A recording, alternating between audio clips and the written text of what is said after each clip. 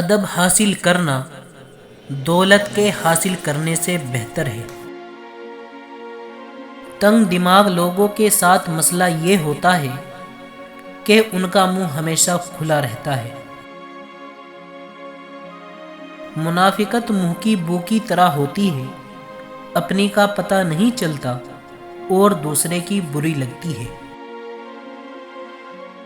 وضاحت کے چکر میں اپنا وقت برباد مت کرو، لوگ وہی سنتے ہیں جو وہ سننا چاہتے ہیں۔ تنقید کے لیے علم کا ہونا ضروری ہے، جبکہ نکتہ چینی کے لیے جہالت ہی کافی ہے۔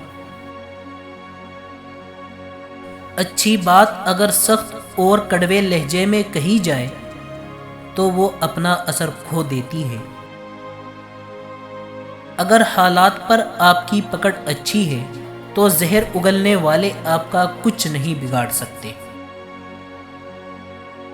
منافق لوگوں کی پہچان، یہ آپ کی خوشیوں میں سب سے آگے اور مصیبت میں سب سے پیچھے ہو گئے۔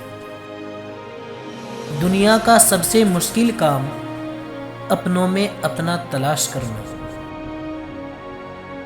نسلی اور خاندانی انسان کو عزت دو گے تو وہ شرما کر عاجزی اور مخلصی سے پیش آئے گا، لیکن کم نسل، نیچ اور گھٹیا انسان کو عزت دو گے تو وہ تکبر سے اکڑ جائے گا اور مخالفت میں اتر جائے گا۔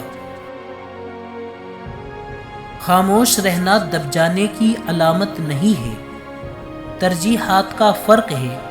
ہر بات اور ہر بندہ جواب کا مستحق نہیں ہوتا۔ مکافات عمل دستک نہیں دیتی اور نہ ہی کسی در کے کھلنے کا انتظار رہتا ہے، یہ تو جہاں بھی جاتی ہے اپنے دروازے کھول لیتی ہے۔ جو آج تم کرو گے کل وہی تمہارے ساتھ ہوگا، اس لیے کسی کی زندگی جہنم بنا کر سجدوں میں جنت مانگنا چھوڑ دو۔ اللہ کی پکڑ بڑی سخت ہے، ہمیشہ اللہ سے ڈرتے رہنا۔ کبھی کسی کی غربت، بے بسی اور بیماری کا مذاق مت اڑانا۔ اللہ کی پکڑ بڑی سخت ہے، یاد رکھنا۔ بادشاہ کو فقیر اور تندرست کو بیمار ہونے میں دیر نہیں لگتی۔ 40 سال کا بوڑھا 18 سال کا لڑکا نظر آئے، 2 پھلوں کا شربت بنا کر پیے، اول انار کا اور دوم ناشپاتی کا۔